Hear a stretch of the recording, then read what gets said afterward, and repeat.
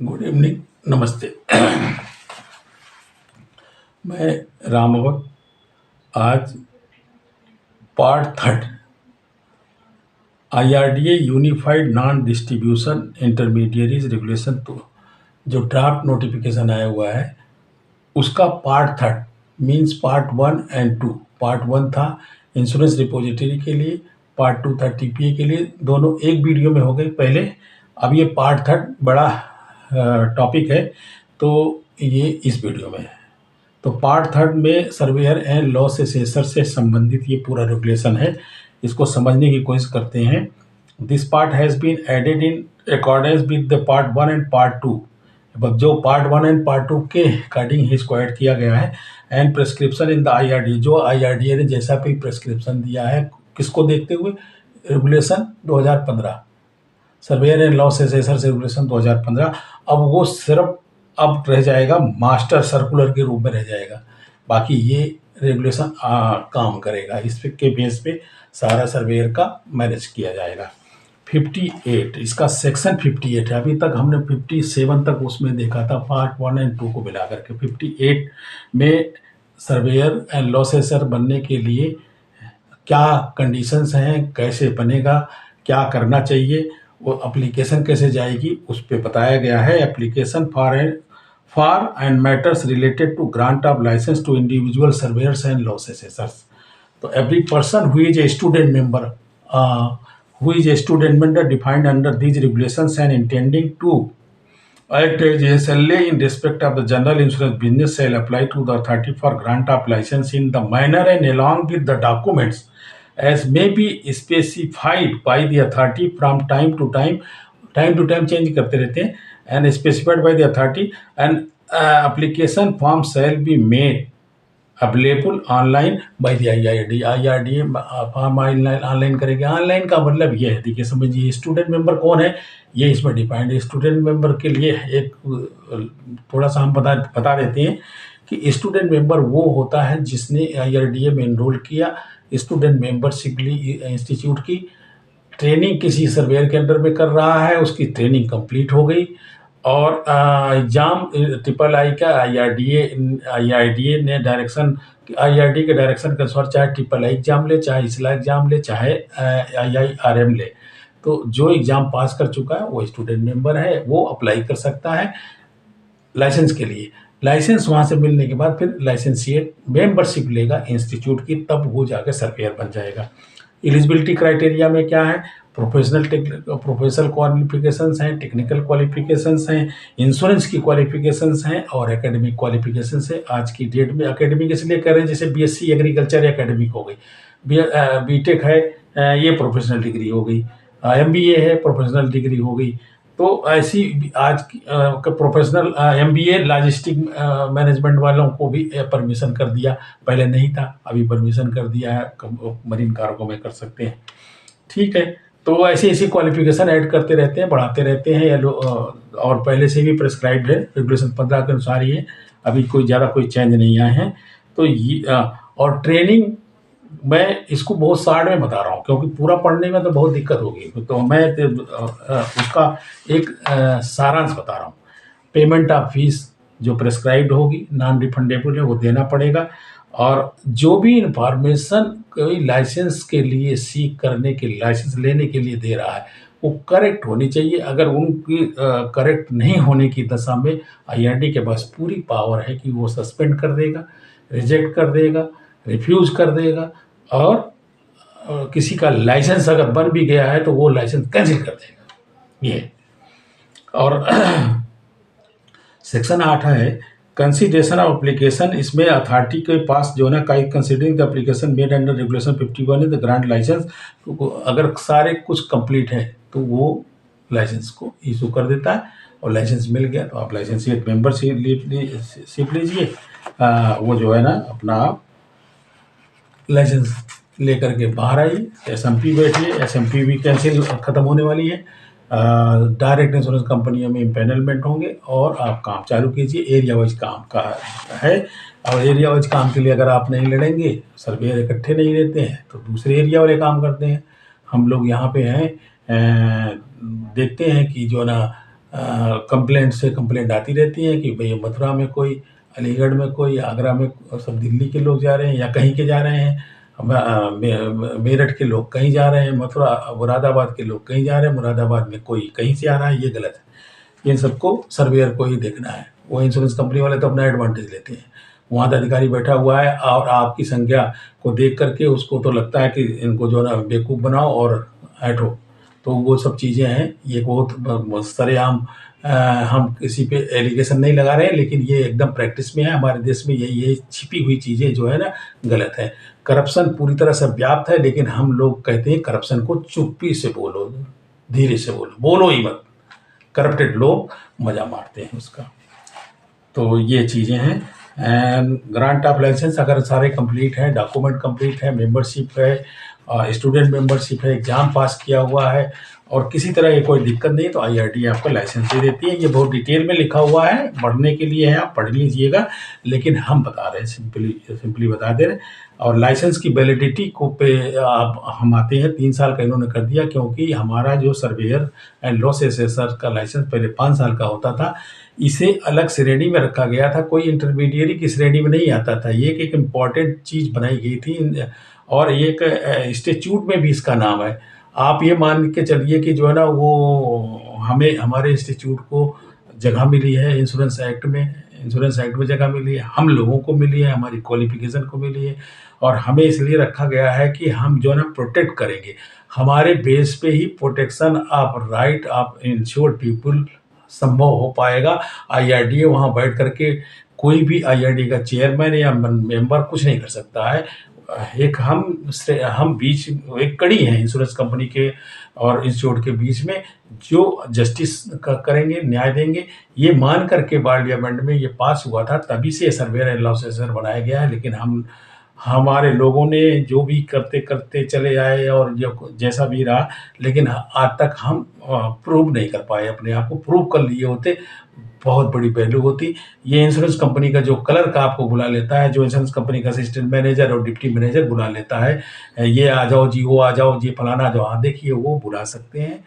कोई भी अगर उनको दिक्कत है, 30 दिनों के अंदर कोई भी इंफॉर्मेशन उनको चाहिए, वो रिपोर्ट के संबंधित, अगर आपकी कंप्रेहेंसिव रिपोर्ट है तो उसको पहले वो पढ़ लिख करके, कन्फ्यूजन कहीं से रहता है, कहीं से किसी भी बात का दिक्कत है तो वो पूछ सकते हैं। लेकिन ऐसे ही नहीं है कि वो बॉस हैं, बुला लिया और हम चले गए। ये बिल्कुल बेवकूफ़ी वाली बातें हैं, इसीलिए हमारी वैल्यू घटी हुई है। हमारे सभी सर्वेयर को अपने को बिजी दिखाना है, बिजी रहना है। आप अपनी रिपोर्ट को इलेबोरेट कीजिए और पूरी तरह से उसमें राइट अप लिखिए और कंप्रेहेंसिव दीजिए और उनके चमचागिरी मत कीजिए।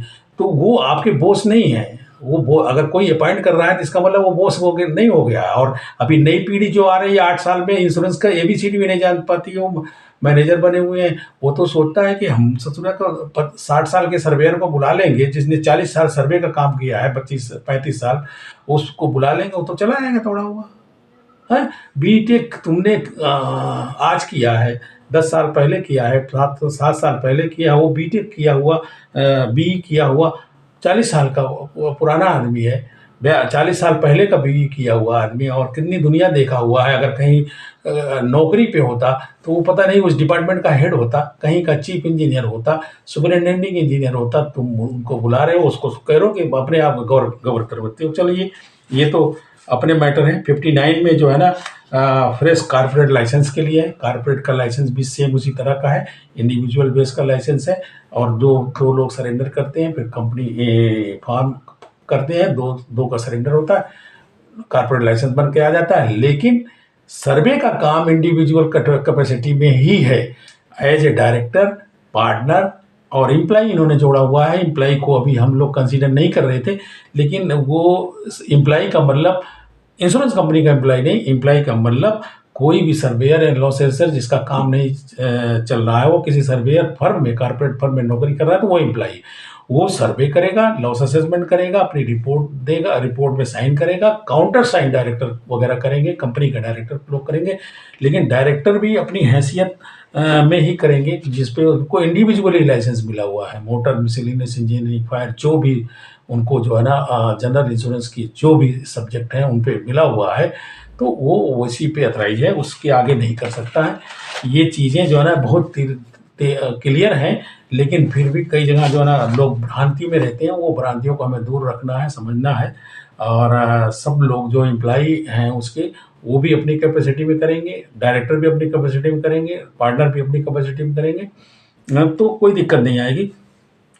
अच्छा, इन सब पे जो है ना आईआरडीए के पास पूरी पावर है, रेगुलेशन बनाया हुआ है। और एक तरह से आईआरडीए की पावर इतनी ज़्यादा है कि सभी इंश्योरेंस सेक्टर में आने वाली हर चीज़ पे उसका कंट्रोल है। और करना चाहे तो, नहीं करना चाहे तो किसी पे कंट्रोल नहीं। वो प्राइवेट कंपनियों में धीरे-धीरे कंट्रोल करती है। एक बार हमने आरटीआई में माँगा कि why as a regulator IRDA can not ask from the private insurance company how many surveys were carried out by the in-house surveyors, and how much surveys they have given to the survey licensed surveyors, और they can ask on affidavit. और वो affidavit वाला regulation उन्होंने लाया 2018 में, 2018-19 से follow up हुआ। हम मांगे थे 2014 में, इंफॉर्मेशन मांगे थे, वो इंफॉर्मेशन दिए, बोले कि हाँ we are acting on this is administration matter can not be given, तो आपको नहीं दिया जा सकता है। लेकिन उनको जो है उस पर अमल ऐसी बहुत सारी चीज़ें हैं, बहुत हमने मांगा है जिसको कि वो अमल करते हैं, लेकिन हमें दिए नहीं। और हम वाकई में एडमिनिस्ट्रेशन का काम था। अच्छा, 42D में इनको बहुत पावर है। 42D जो है ना, अभी आजकल का 51 सेक्शन हो गया है, जिसमें से 8वें में किसी भी surveyor and loss assessor corporate firm को किसी भी तरह के वायलेशन में उसको पेनल्टी लग सकती है, उसका रिफ्यूजल लाइसेंस कैंसिल किया जा सकता है, उसको 10 लाख तक की पेनल्टी भी लगा सकती है। ये सब चीज़ें हैं। और 9 में जो है ना वो कंट्रावीन करता है तो उसके लाइसेंस पे भी फर्क पड़ेगा। तो ये सब चीज़ें उनके पास पावर में है। ये 42 ने पावर दे रखी है, और आईआरडी एक्ट में भी इनको स्पेशल पावर्स हैं। और रेगुलेटर है तो पावर है ही है, रेगुलेटर है तो वह हमारे इसला में भी पूरी पावर रखता है, क्योंकि प्रमोटर है इसला का प्रमोटर है। 2 गवर्नमेंट के नॉमिनी डायरेक्टर हमारे पास बैठते हैं, हमारे लोग इलेक्टेड लोग जो है ना उसको मैनेज करते हैं। लेकिन ये एसआरओ है, मतलब सेल्फ रेगुलेटरी ऑर्गेनाइजेशन है, लेकिन कंट्रोल इवन गवर्नमेंट का तो है, इस पर गवर्नमेंट का तो है। Without prejudice foregoing the authority shall take into account of the following to satisfy applicant fulfils our requirement. 64 यूएम की सारी रिक्वायरमेंट पूरी होनी चाहिए, जो भी 1 to 10 है। अगर वो रिक्वायरमेंट उनमें कहीं पे वायलेशन होता है, वो दोनों कंडीशंस हैं। कई बार ऐसा भी होता है इंश्योरेंस कंपनियां वायलेशन कर रही हैं, प्राइवेट इंश्योरेंस कंपनियां वायलेशन कर रही है, तो आप कंप्लेंट करो। इसला को उसको हाईलाइट करना चाहिए कि हाँ ये वायलेशन कर रहा है। उनको भी पेनल्टी पड़ी है, बहुत लोगों को पड़ी है, इंडिविजुअल बेस पे कंप्लेंट भी पड़ी है, और क्या नाम इंश्योर्ड की कंप्लेंट भी पड़ी है। सर्वे लॉस असेसमेंट गलत लोगों ने कर दिया, टाइमली नहीं किया, और जिन पे लाइसेंस नहीं था वो लोग सर्वे करने के लिए चले गए। तो इन सब बहुत चीज़ों में, और बहुत दिनों के बाद रिपोर्ट आ रही है, उस पर भी पेनल्टी लगी है। तो ये सब चीज़ें हैं, जहाँ पे कहीं आपका वीक पॉइंट आएगा, वो उस वीक पॉइंट का अधिकारी जो है ना आईआरडीए है। ये तो बहुत लंबा है, अगर पढ़ेंगे तो बहुत ज़्यादा हो जाएगा, तो इसलिए मैं आप लोगों को इसको शॉर्ट में ही बता करके, क्योंकि इसके पॉइंट बहुत ज़्यादा है।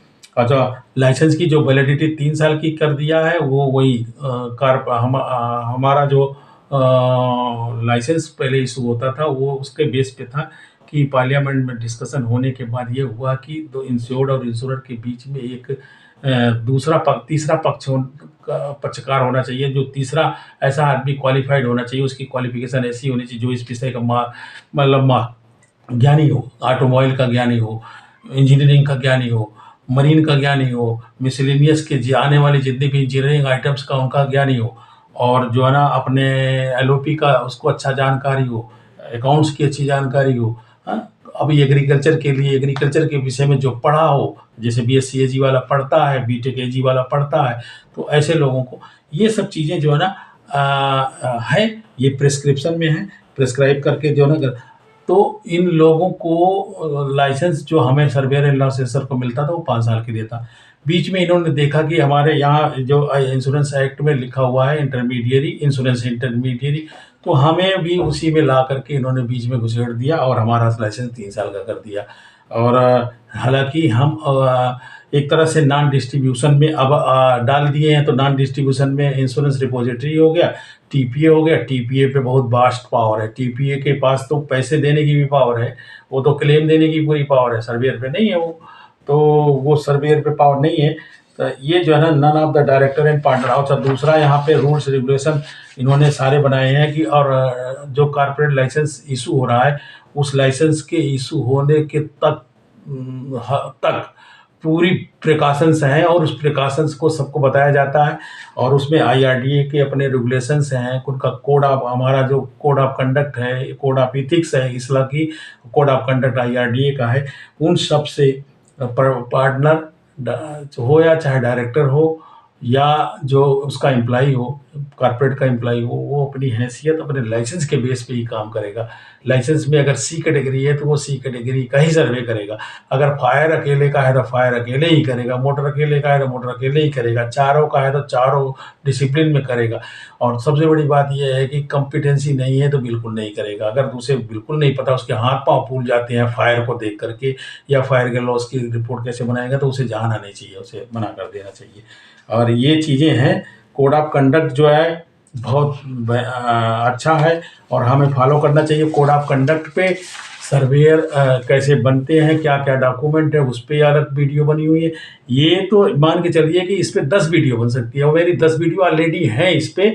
लेकिन अब थोड़ा रिव्यू हो गया है, रिन्यू हो गया है कुछ चीज़ें इसमें, जैसे एसएमपी इसमें बाहर जाएगी, एसएमपी ख़त्म होने वाली है। कुछ चीज़ें हैं कॉर्पोरेट को बहुत सारी इन्फॉर्मेशन देनी होती थी, वो कुछ चीज़ें ऑब्सोलीट करने हैं उनको, वो ख़त्म होंगी, रिपील होंगी। तो वो चीज़ें आ रही हैं। तो फॉरेन इन्वेस्टमेंट में अगर कोई कॉर्पोरेट फर्म है, कोई इन्वेस्टमेंट ले रहा है, वो पूरा डिस्क्लोज करेगा। और डिस्क्लोजर थोड़े से चेंज हुए हैं कंपनी फर्म, ये सबके लिए है।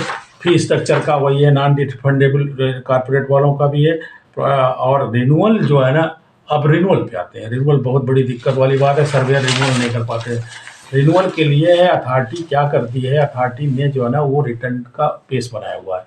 देखिए, हमारी जो पोजीशन है वो स्टेट्यूटरी पोजीशन है। इस कैसी ऐसी तरह से नहीं है कि चलो जी काम कर रहे हैं, बिजनेस कर रहे हैं, व्यापार कर रहे हैं और अपना सब कुछ दिए जा रहे हैं, अपने मन मर्जी का है जी। इनकम टैक्स, सेल टैक्स की तरह जो है, जैसे कोई सब चीज़ चल रही है वो सीए लगा लिया, अपना काम कर लिया, ऐसा नहीं है। इसीलिए जो रिन्यूअल होता है, उस रिन्यूअल पे ये थोड़ा आईआरडीए कंट्रोल करती है, ये हमारे लोग नहीं समझ पाते। वो मांगती है आपसे रिटर्न, 3 साल के रिटर्न। वो रिटर्न तो आपको देना था, अलग से देना था, लेकिन वो लाइसेंस के टाइम पे ही मांगते हैं। तो उसमें जो आपकी इन्फॉर्मेशन है वो करेक्ट होनी चाहिए। आपके पास लाइसेंस था, वो करेक्ट है, आपके पास क्वालिफिकेशन थी, वो करेक्ट है, लेकिन आपने कितना सर्वे किया, कैसे सर्वे किया है, कौन कौन से सर्वे किया, किस डिसिप्लिन में किया है, प्राइवेट में किया है, गवर्नमेंट में किया है, इंस्टीट्यूट की तरफ से किया है, ये सारी रिटर्न तो वो मांगता है। और उसी में आप देने में गलत कर जाते हैं। कई लोगों का मेरे पास आया लाइसेंस बनने पे, उनको दिक्कत हो रही थी, पता लगा कि उनसे कोई छोटी छोटी सी इन्फॉर्मेशन मांग लिया, कोई छोटा सा क्वेश्चन कर लिया, वो एडमिनिस्ट्रेशन का क्वेश्चन था, उसने कर लिया, तो लोगों को जो ना हाथ पांव फूल गए कि 1900 सर्वे आपने कैसे कर दिया 1 साल में। तो 1900 सर्वे कर दिया, जब तुम 200 रुपये 300 रुपये फीस में कर रहे हो, एक जगह 10 केस कर रहे हो, तो उसको लिख के बताओ ना कि हम 200 रुपये में कर रहे हैं। और आप ही लोगों ने फीस को आगे नहीं बढ़ने दिया है। जब 300 रुपये में काम कर रहे हो, 500 रुपये में काम कर रहे हो, नंबर बल्क में काम कर रहे हो, तुम्हारा लाइसेंस अगर आईआरडीए रोक रहा है, चेक कर रहा है, तो आप चिल्ला रहे हो, हल्ला मचा रहे हो। आईआरडीए तो चेक पॉइंट पर लगा रखा है। कुछ वहाँ पे उसके नाम पे वहाँ के जो एम्प्लॉई हैं वो सभी का भी काम खराब कर रहे हैं। जिनके 200 भी केस नहीं है साल के, उन्हें भी परेशान कर देते हैं। 300 है, 500 है, 400 है, जिनकी बिलिंग 5 लाख भी नहीं है, 4 लाख भी नहीं है, 2 लाख भी नहीं है। कम है तो क्यों कम है? इसला ने भी पूछा, आईआरडीए भी पूछने लगी। जो इसला पूछते चली गई, वो आईआरडीए भी पूछने लगा। मुझे लगता है कि वो सब पता इन्फॉर्मेशन लेते रहते हैं। तो ये चीज़ रिन्यूअल पे हमारा सबसे बड़ी चीज़ है कि 30 दिन से पहले, मीन्स 3 महीने का उन्होंने टाइम दे रखा, 3 महीने से पहले आप अपने पोर्टल को रेडी कर लीजिए, अप्लाई कर दीजिए। और 30 दिन के से पहले हर हाल में कर दीजिए, नहीं तो आपको वो फीस वाली पेनाल्टी लग जाएगी। और लाइसेंस भी डिले हो जाएगा। और लाइसेंस तो डिले 3 महीना पहले करने पर भी हो रहे हैं लोगों के, किसी का अपलोड नहीं हो पा रहा है, किसी का। अभी मेरे पास तीन लाइसेंस वालों ने जो ना हमें बोला कि मेरा अपलोड ही नहीं, दो तो अपलोड नहीं हुआ, तीसरा अभी रिन्यू नहीं हुआ। तो ऐसे ही हर महीने में 4-6 केस, 3 केस, 4 केस इन्फॉर्मेशन में मेरे आते रहते हैं कि यूपी बड़ा है, लोग कहाँ जाएं, उनको कोई रास्ता नहीं मिलता है, तो जिसको समझते हैं उसको कर लेते हैं। मैं चेयरमैन हूँ यूपी का, तो मेरे पास भेज देते हैं। और हम IRDS पूछते तो IRDA को पिंच होता है कि मैं क्यों पूछ रहा हूँ। अरे मैं इसलिए पूछ रहा हूँ कि रिप्रेजेंटेटिव हो भाई इन लोगों का, और इनके लाइसेंस अगर सही से उन्होंने फॉर्म भरे हैं, सही से पोर्टल पे डाले हैं, सब कुछ अपलोड है, तो आप क्यों रोक रहे हो। और इशू भी कर दिया तो तुमने अपलोड क्यों नहीं किया। आप अपलोड नहीं कर रहे हो और महीने महीने से अपलोड नहीं हो रहा, तो ये भी गलत चीज़ है। तो ये मैंने अपने हिसाब से बहुत बड़ी चीज़ को छोटे में बता दिया, ये आप समझिए, क्योंकि इस पर डिटेल में बताने का मतलब है कि बहुत टाइम वेस्ट होना है, तो समझदारी हो जाएगी। और रिजेक्शन में रिजेक्शन को रिवोक करने के लिए भी प्रोसेस है, प्रोसीजर है, वो इसमें है, इस रेगुलेशन में है, इसके हिसाब से जाना है। आपका 1 साल तक अगर कोई लाइसेंस रिजेक्ट हो गया, आपका रिफ्यूज कर दिया गया है, रिजेक्ट के केस में तो 1 साल तक आपको कुछ नहीं मिलने है। 1 साल के बाद आप अप्लाई करेंगे, आप अपनी पूरी बात।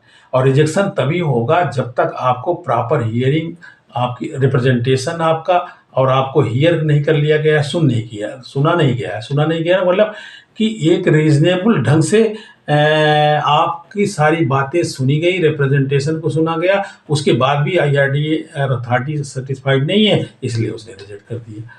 तब वो 1 साल के बाद आप अप्लाई करेंगे तो उसमें अपना प्रूफ दीजिएगा, तो फिर आपको हो जाएगा। और रिवोकेशन के लिए रिप्रेजेंटेशन है, आप रिप्रेजेंट कीजिए, अपनी डिटेल दीजिए, कहीं पे गलत इन्फॉर्मेशन या गलत कोई बात है, कहीं पे किसी ऐसी चीज़ से आप रिजेक्ट किया जा रहा है जिसको कि IRDA मिसकंसेप्शन में ले रही है, उसको आप समझाइए, क्लियर कीजिए। क्लैरिफाई करना, आपका क्लैरिफिकेशन लेटर के माध्यम से भी है, आपका क्लैरिफिकेशन रिप्रेजेंटेशन वहाँ फिजिकल पहुँच करके भी है, आपका रिप्रेजेंटेशन वो खुद भी लेंगे, अगर रिजेक्ट कर रहे हैं तो खुद भी बुला करके बोलेंगे भैया आपका पक्ष क्या है, अपना पक्ष मजबूत कीजिए। और प्रोसीजर वही है, प्रोसीजर आपने देखा कि अगर आप किसी भी तरह से एग्रीव्ड हैं, किसी भी रिजेक्शन से एग्रीव्ड हैं, तो एक चीज़ जो है ना, अभी लोगों को नहीं पता है, मतलब लोगों को पता है, सर्वे करना तो सबको पता है भैया, पैसा कमाना सबको पता है, लेकिन बहुत चीज़ें जो रेगुलेटरी हैं उनको नहीं समझ में आते हैं। आप IRDA के अगेंस्ट सेबी ट्रिब्यूनल में भी जा सकते हैं, securities exchange board of India जो भी है, तो उसके जो ट्रिब्यूनल है उसमें भी आप अपना इनके अगेंस्ट जा सकते हैं। रिजेक्शन में रिजेक्ट हुआ है, कोई भी किसी भी तरह से ग्रीव्ड है, आप जा सकते हैं। आप वहाँ जा कर के उनको बताइए, वहाँ से डिसीजन आएगा तो IRDA उस पर अमल करेगी और करेगी। और डुप्लीकेट लाइसेंस का भी प्रोसेस वही है।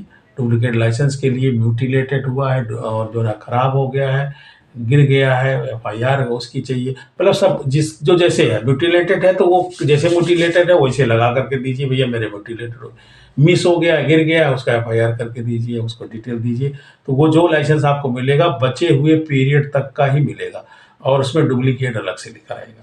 ये है।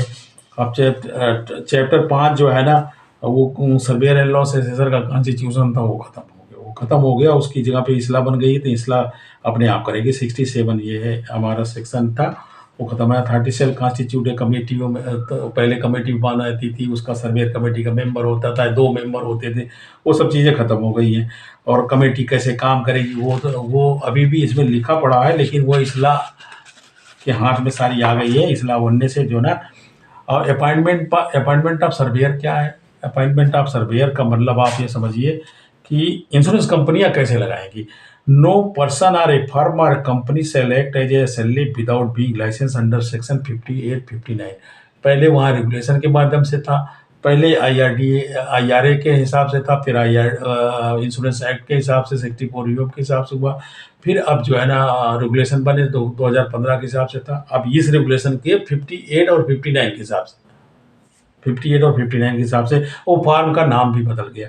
तो ये अपॉइंटमेंट ऑफ एसएलए 72 घंटे के अंदर होना है। किसी भी केस में इंश्योरेंस कंपनी को रिपोर्ट होता है वो 72 घंटे के अंदर अपॉइंट करने की। लेकिन आज की डेट में दो तरह की काम चल रहे हैं। एक तो कोई कर ही नहीं रहा है, एक एक हफ्ते, दो दो हफ्ते तक नहीं करते। सरकारी में भी, प्राइवेट का थोड़ा फास्ट है, प्राइवेट में इन हाउस जाता है और प्राइवेट जाता है। हाँ, वो रिजेक्शन करने में बहुत आगे हैं, वो रिजेक्ट कर देते हैं और डिसीजन देने में पीछे हैं।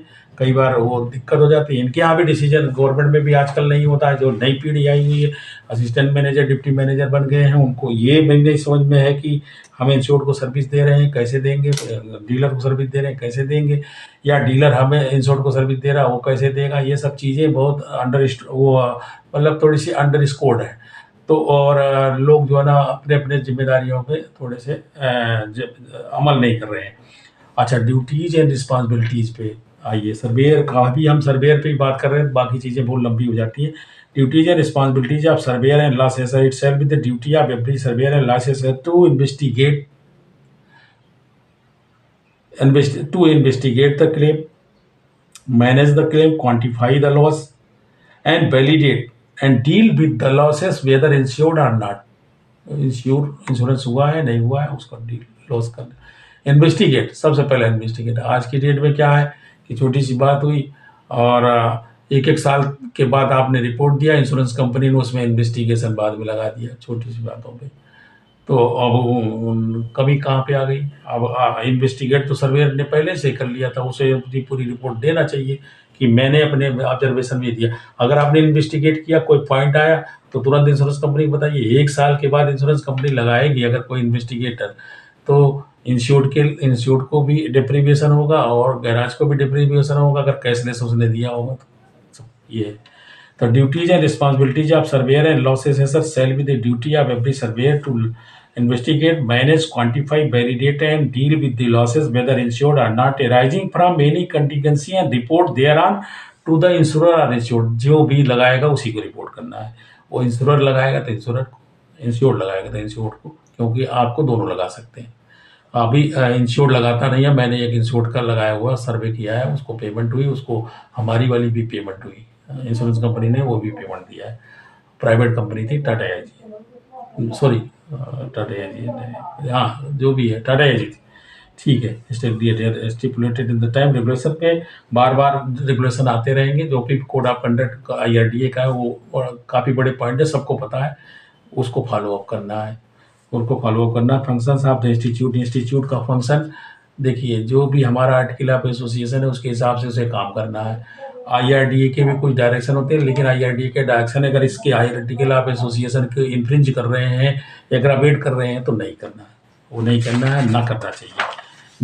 नियम होते हैं, कानून होते हैं, रेगुलेशन होता है। रेगुलेशन भी किसी तरह से इंश्योरेंस एक्ट का वायलेशन करता है तो वो regulation zero, null and wide.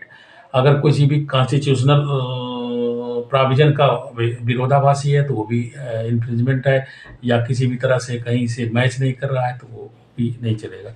Training applicant का मतलब ये है वो स्टूडेंट मेंबर जो ट्रेनिंग देगा, सर्वेयर के साथ करता है, वो एग्जामिनेशन की मार्कशीट लगाएगा, ट्रेनिंग कंप्लीशन की सर्टिफिकेट लगाएगा और IRDA को जो है ना सबमिट करेगा। उसके बाद जो सर्वेयर एंड लॉस असेसर का उसको लाइसेंस आ जाएगा, फिर लाइसेंसिएट मेंबर बनेगा।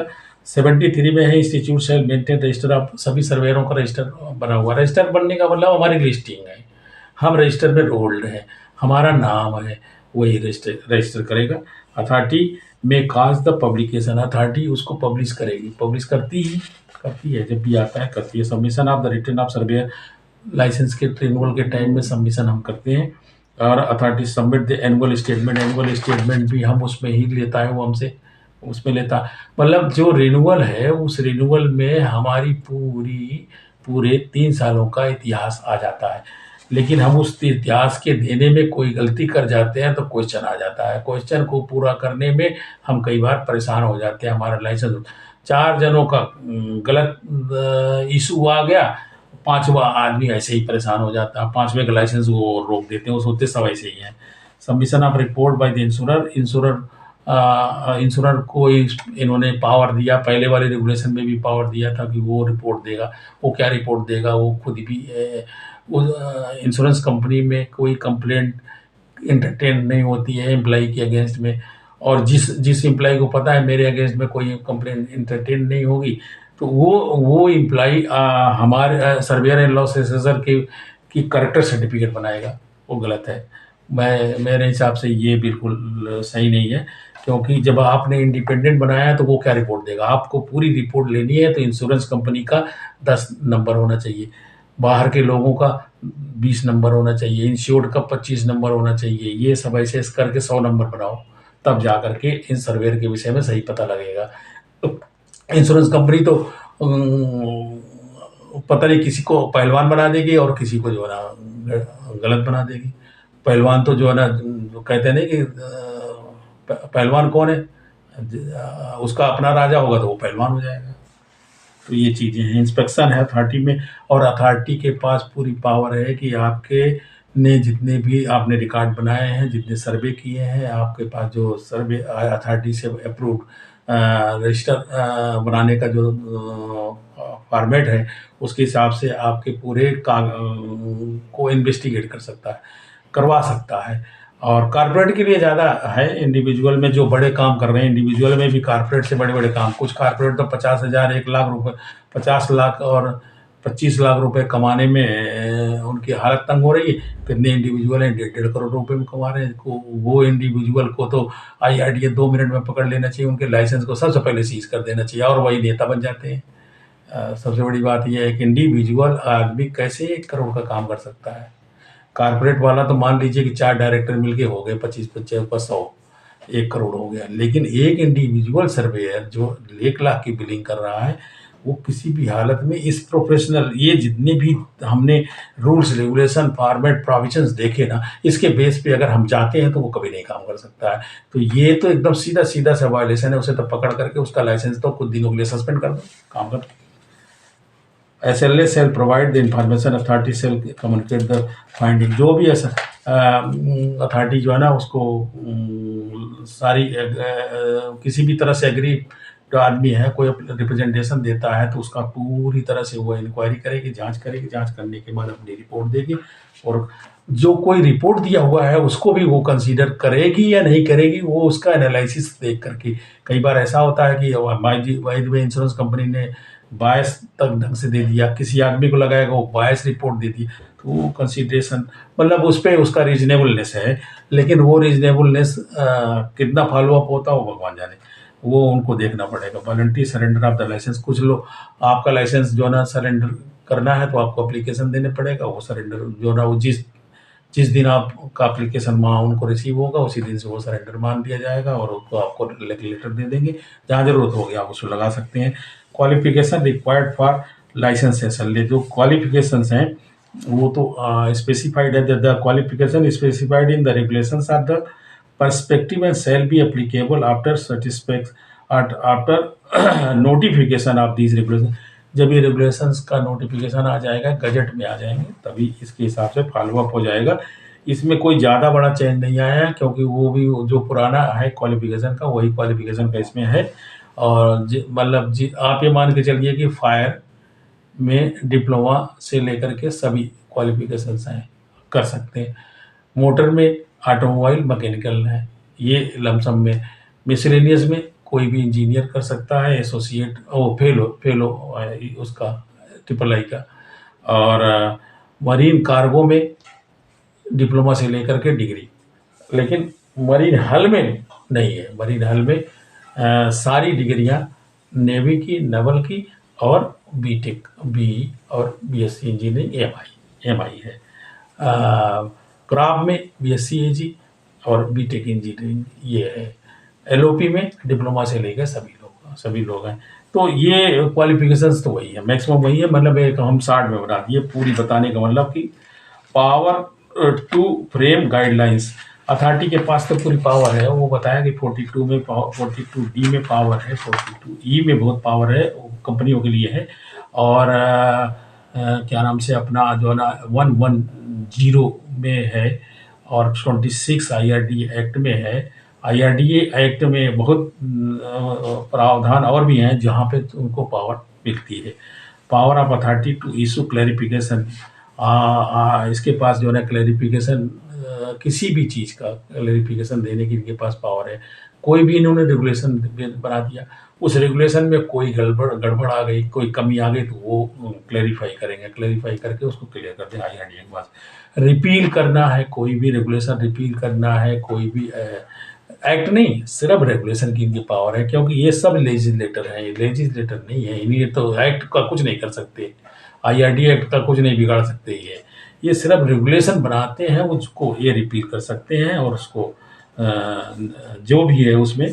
अब शेड्यूल 10 में मैंने जैसे बताया, फायर के लिए B BTech BSc engineering MI और its equivalent and diploma 3 years, ये तो है, इसमें सभी आ जाएंगे। एसोसिएट फेलो ऑफ सीए को तो एट पार एजुकेशन है, उसको तो करना ही है। PGD in insurance and of IRM and PGDM NIA का National Insurance Academy. Marine cargo में बी बीटेक और डिप्लोमा तक है, और वही फिर सीए भी हैं, एफसीए भी हैं, इसमें आईसीडब्ल्यूए भी हैं, और एनआईए से पीजीडीएम, और अपना जो है ना वही आईआईआरएम का, और लॉजिस्टिक का जो है लॉजिस्टिक में एमबीए भी, logistic and supply chain management MBA भी। ये रेगुलेशन हमारा जो है शेड्यूल 10 में इन्होंने डिफाइन किया। मरीन हल के लिए B BTech BSc engineering MI and its equivalent marine engineering naval architecture certificate of complete mastership, वो जो वहाँ की आती है नेवी की, फर्स्ट क्लास मरीन इंजीनियर ये लोग बन सकते हैं।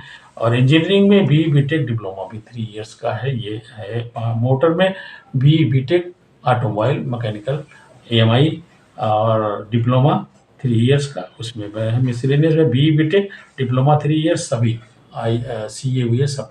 मोटर में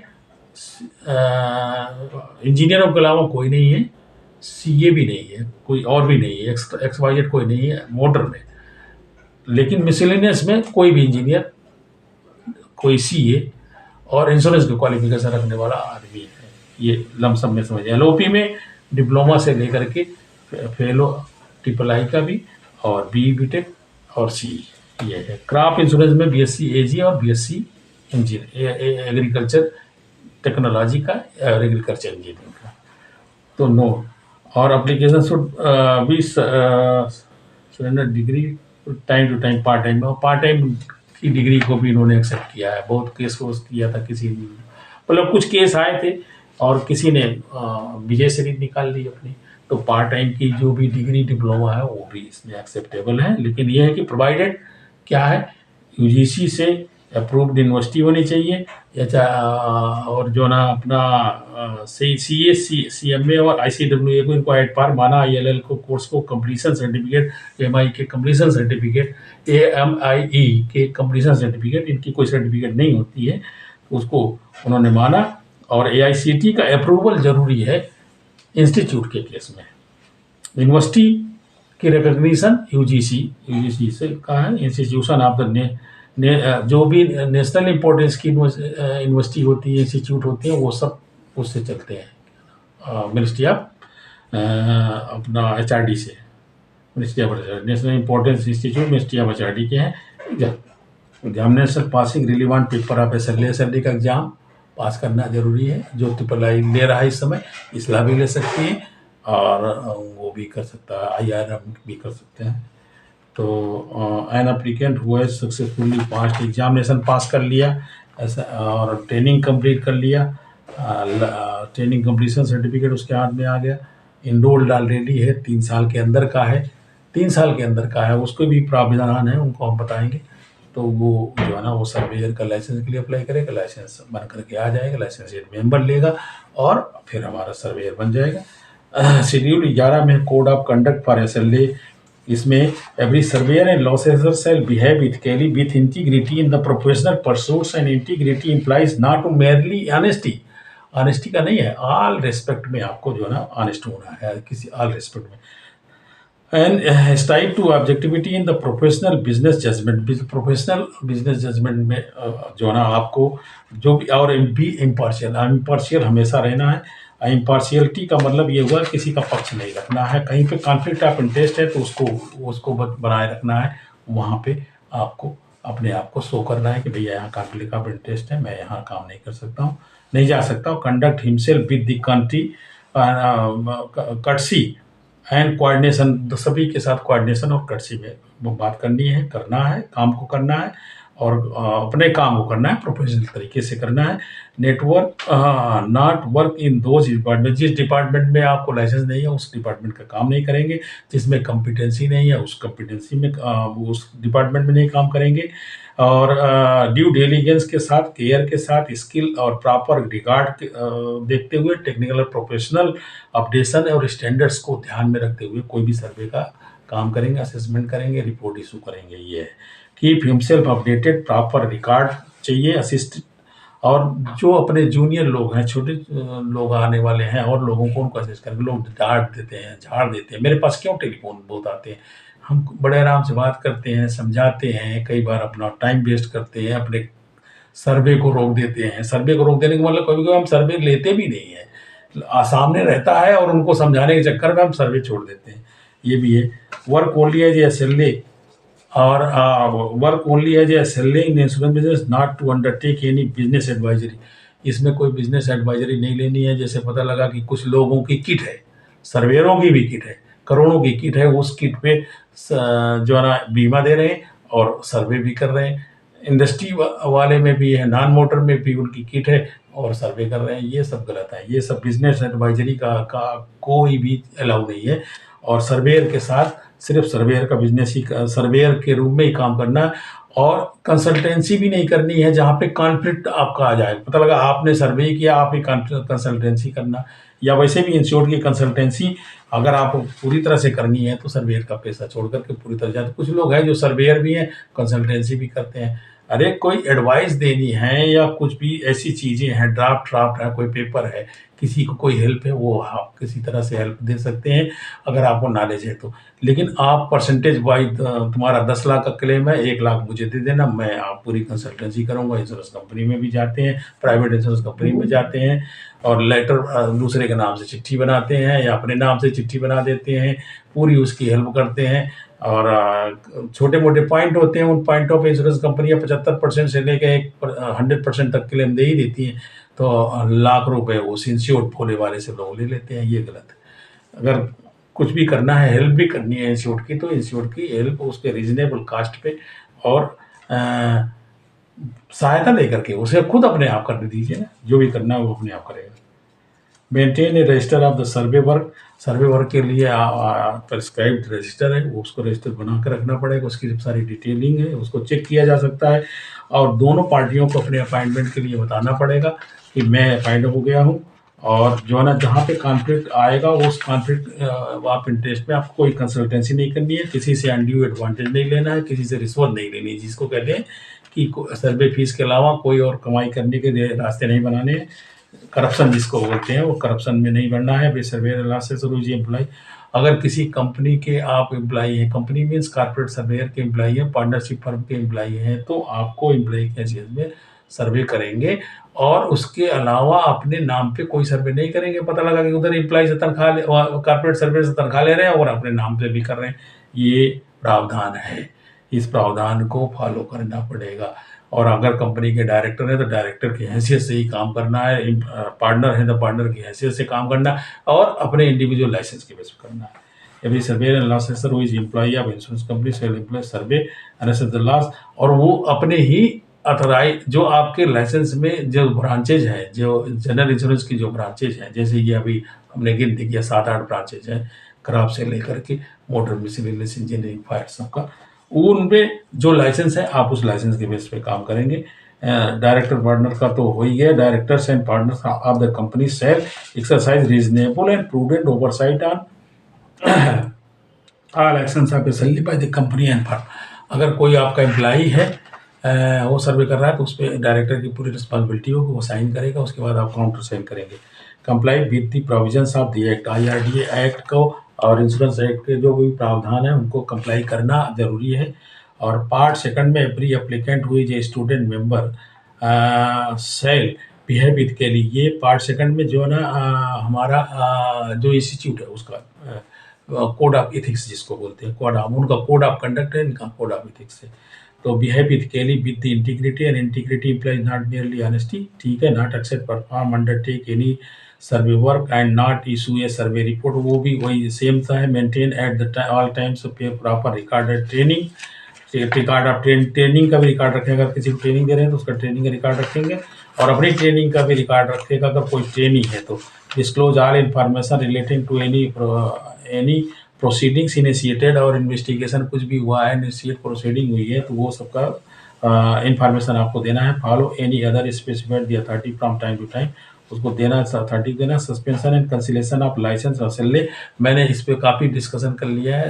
कैंसिलेशन कब होगा, सस्पेंशन कब होगा, और सस्पेंशन हो गया तो उसको रिवोक कैसे कराना है, रिजेक्शन हो गया है तो उसको रिवोक कैसे कराना है, रिफ्यूज कर दिया गया है तो उसको कैसे करना है, ये सब रिप्रेजेंट करेंगे। और उसके लिए IRDA के पास सुनने की, आपको सुनने के लिए जो है ना वो बिल्कुल वचनबद्ध है, उसे करने ही करना है, सुनना है। और अगर आपका पॉइंट बिल्कुल क्लियर हो गया तो आपका लाइसेंस रिवोक हो जाएगा, रिवोक हो सकता है, सरेंडर हो सकता है, और IRDA रिजेक्ट कर सकती है, रिफ्यूज़ कर सकती है आपको दोबारा रिन्यू करने के लिए, और लाइसेंस देने के लिए रिफ्यूज़ कर सकती है, बना हुआ लाइसेंस को सस्पेंड कर सकती है, और किसी भी तरह। और सस्पेंशन का मतलब ये हुआ कि जिस दिन सस्पेंड हुआ उसी दिन से आपका काम बंद, आप कोई सर्वे नहीं करेंगे। आपका रिजेक्ट हो गया तो आप उसके बाद से कोई नहीं रिजेक्ट करेंगे, जिस दिन रिजेक्शन का ऑर्डर आया वो उसी दिन से आप कोई भी अथराइज नहीं है। सस्पेंशन वो डेट आई जाएगी। कैंसिलेशन ऑफ लाइसेंस भी हमने बताया। 86 का procedure for suspension cancellation of licence, उसका प्रोसीजर था। और इन्हीं शब्दों के साथ मैं आप विराम दूंगा अपने वाणी को। और बहुत लंबा टॉपिक था, लेकिन इस टॉपिक को हमने सिर्फ अपनी भाषा में बोला है, और करीब करीब जो है ना मेरे ख्याल में टू द पॉइंट बोला है। अगर कहीं पे कोई इधर उधर की बातें हुई हों तो उनको आप निकाल दीजिएगा, उसको अनसुना कर लीजिएगा अपने, ये मान के चलिए कि हमारे कान ने सुना ही नहीं, जिसमें आपको लगता है कि हाँ ये सही नहीं है। लेकिन मैंने जो एक करेक्ट फिगर के हिसाब से बोला है वो बोल दिया। Thank you very much. और मैं चाहता हूँ कि आप लोग इसे देखें, समझें, और जूनियर लोगों को दें। जूनियर को बहुत ज़रूरत है, जो जूनियर हैं, ट्रेनीज हैं, जिनको लाइसेंस लेना है, जिनको एग्ज़ाम देना है, जो ट्रेनिंग दे रहे हैं उन लोगों को दें। और जो यूनिट कोऑर्डिनेटर हैं वो अपने उनको जो है ना जिनका रिकॉर्ड में आ गया कि उनके पास 2 ट्रेनिंग है, 3 ट्रेनिंग है, कुछ लोगों के पास 5-5 ट्रेनिंग रहते हैं नाम के। 3 को तो ऐसे ही घुमाते रहते हैं और उनसे पूरा काम लेते हैं, 2 को ट्रेनिंग देते हैं, 5 आदमी नौकर के रूप में रखे रहते हैं। ये हमारे सर्वेयर के प्रोफेशन में है। तो ये कुछ चीज़ें करेक्ट हैं, लेकिन पिंचिंग है, लोगों को बुरी लगती है। अगर हमने कोई करप्शन की बात करी है तो वो लोगों को बुरी लगती है, लेकिन ये एकदम करेक्ट इन्फॉर्मेशन है कि हमारे देश में करप्शन को दबाने की कोशिश की जाती है, उसको ख़त्म करने की कोशिश नहीं की जाती है। करप्टेड को छिपाने की कोशिश की जाती है, उसको उठाने की, दिखाने की कोशिश नहीं की जाती। धन्यवाद। लाइक करें, सब्सक्राइब करें, शेयर करें, आगे बढ़ें।